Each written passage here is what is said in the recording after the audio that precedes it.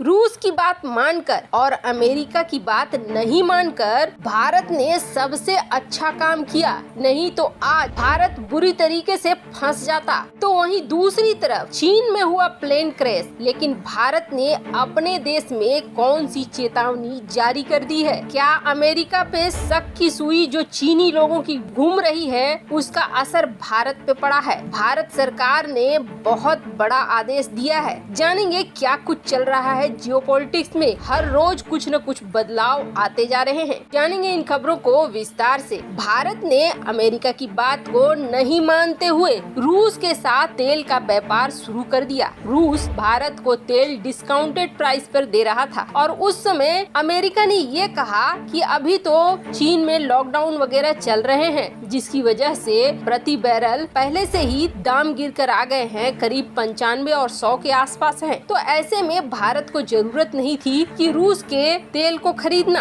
अगर ये रेट बहुत ज्यादा हाई होता तब किसी हद तक इस बात को सोचा भी जा सकता था। अमेरिका ने जैसे ही प्रतिबंध लगाए रूस के ऊपर, वैसे ही हुआ ये कि अमेरिका के घरेलू बाजार में इन चीजों की कीमत अचानक से बढ़ गई। अब देखिए अमेरिका कितने बुरी तरीके से फंसा है और अभी यूरोप से लेकर अमेरिका तक यही मान रहे होंगे कि भारत ने जो निर्णय लिया वो बिल्कुल सही लिया। वैसे आपको बता दें यूरोपीय देश भी आधे आधे बट गए हैं रूस से प्राकृतिक गैस और तेल की खरीद के मामले में। और उस समय अमेरिका ने रास्ता दिखलाया था कि ओपेक देशों से खरीद लो, सऊदी अरब से खरीद लो, वेनेजुएला के ऊपर से प्रतिबंध हटा लेते हैं उससे खरीद लो, ईरान के ऊपर से हम प्रतिबंध हटाने की सोच रहे हैं। लेकिन समस्या ये है कि वेनेजुएला से अभी एकदम से प्रतिबंध तो हटे नहीं है, पर सऊदी अरब एक खुला ऑप्शन था। सऊदी अरब से तेल को मंगाया जा सकता था और जो सहयोगी देश हैं अमेरिका के, उसमें से कई देश जैसे कि ग्रीस, वो रूस से अपने आप को शिफ्ट करके सऊदी अरब से तेल वगैरह को मंगाना शुरू कर रहा था। यहाँ तक ऐसा लग रहा था जैसे भारत ने जो डिस्काउंटेड प्राइस पर रूस से तेल खरीदने का सोचा, ये बड़ा ही गलत निर्णय है। लेकिन देखिए पासा कैसे पलटता है और इसे कहते हैं रातों रात खेल बदल जाना।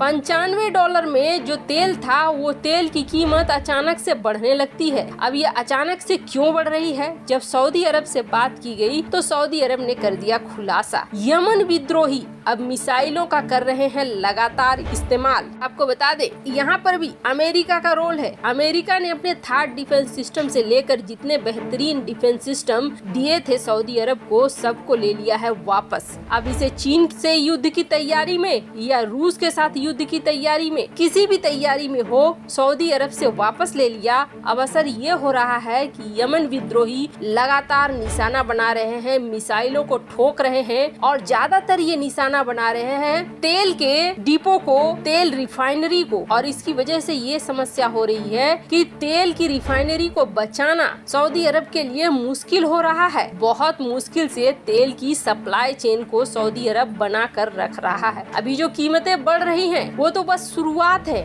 आप देखेंगे ये कीमतें अभी और भी ज्यादा बढ़ेंगी अगर यमन विद्रोही और ज्यादा मजबूत होते जाते हैं तो। और इसमें सब में भूमिका किसी की अगर नजर आ रही है तो वो अमेरिका की नजर आ रही है। अब यूरोप के देश तो यही मान रहे हैं कि भारत बिल्कुल सही दिशा में जा रहा है और कुछ ही दिनों में आप देखेंगे अमेरिका के प्रतिबंधों को छोड़ते हुए देश सऊदी अरब से तेल और गैस की खरीद को बरकरार रखेंगे, क्योंकि उन्हें भी अपना जीवन चलाना है, अपनी जीविका चलानी है। खैर भारत ने ये सही समय पर निर्णय लेके बहुत ही अच्छा काम किया। वैसे थोड़ा रिस्की था, लेकिन इस रिस्क में भारत जीतता हुआ दिख रहा है साफ साफ। लेकिन एक दूसरी जगह बड़ी समस्या हो गई है और इस समस्या के घेरे में अमेरिका आ रहा है। अमेरिका संदेह के नजर में है चीनी लोगों के। सोशल मीडिया पर लगातार चीनी लोग अपने देश में हुए 737 के क्रैश को लेकर अमेरिका को जिम्मेदार मान रहे हैं। वैसे जिस तरीके का हाइब्रिड वॉर चल रहा है दुनिया भर में, हो सकता है कि ये किसी साजिश का हिस्सा हो या हो सकता है ये एक प्राकृतिक क्रैश हो। लेकिन चीन का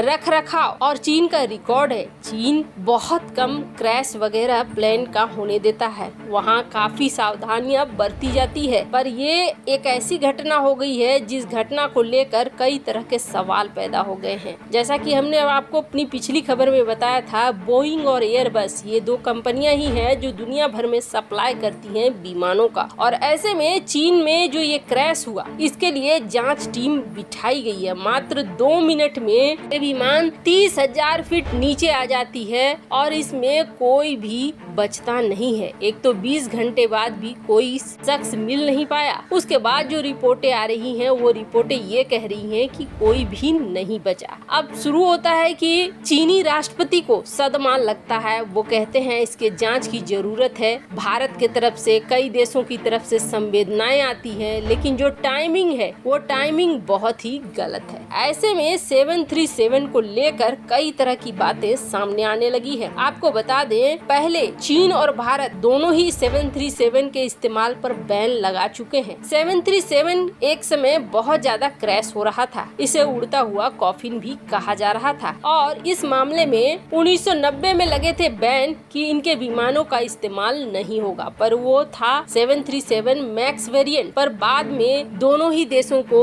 बोइंग ने दिखलाया, समझाया और कई सारे प्रूफ दिए कि नहीं, 737 अब ठीक हो चुका है, अब इसका इस्तेमाल किया जा सकता है। तो चीन और भारत ने इसे अपने अपने देश में अलाउ करा। पर अब अचानक से जब ये दुर्घटना होने लगी है, तो भारत ने अपने एविएशन सेक्टर को एक नोटिस जारी किया है। और ये नोटिस जारी करके भारत ने कुछ न कुछ संदेह को पक्का जरूर कर दिया है। वैसे आपको बता दें, हाल ही में सीडीएस बिपिन रावत का हेलीकॉप्टर क्रैश हुआ। इस हेलीकॉप्टर क्रैश के बाद भी कई तरह के सवाल उठने लगे कि क्या ये नेचुरल था, प्राकृतिक तौर पर था, या फिर अप्राकृतिक था, किसी की साजिश थी, वगैरह वगैरह। हालात जिस तरीके के हैं, ऐसे में ये ध्यान जाना कि किसी की साजिश है या नहीं को आम बात है। पहला ध्यान इसी चीज पर जाता है कि क्या ये एक साजिश है, किसी दुश्मन देश की साजिश है। ऐसे में अब बात आती है कि कौन कौन से देश सावधानियां बरत रहे हैं और कौन कौन से देश सावधानियां नहीं बरत रहे हैं। भारत सरकार की तरफ से अपने एविएशन सेक्टर को खास तौर पर नोटिस जारी किया गया है और ये कहा गया है कि जितने भी बोइंग 737 विमान है, सबकी फिर से जांच की जाए, सबको सर्विलांस पे लिया जाए, सबको तरीके से देखा जाए। अगर किसी में कोई खराबी नजर आती है, किसी के सॉफ्टवेयर के बिहेवियर में किसी तरह का बदलाव नजर आता है, तो तुरंत उसे ग्राउंड किया जाए, उसे उड़ाया न जाए। लेकिन अब सवाल ये पैदा होता है कि इतना बड़ा ऑर्डर क्यों दिया जा रहा है। हालांकि आपको बता दें, 2 कारण हो सकते हैं। एक तो कि जो चीनी लोग इस तरीके से कह रहे हैं, अमेरिका के ऊपर उंगली उठा रहे हैं, उससे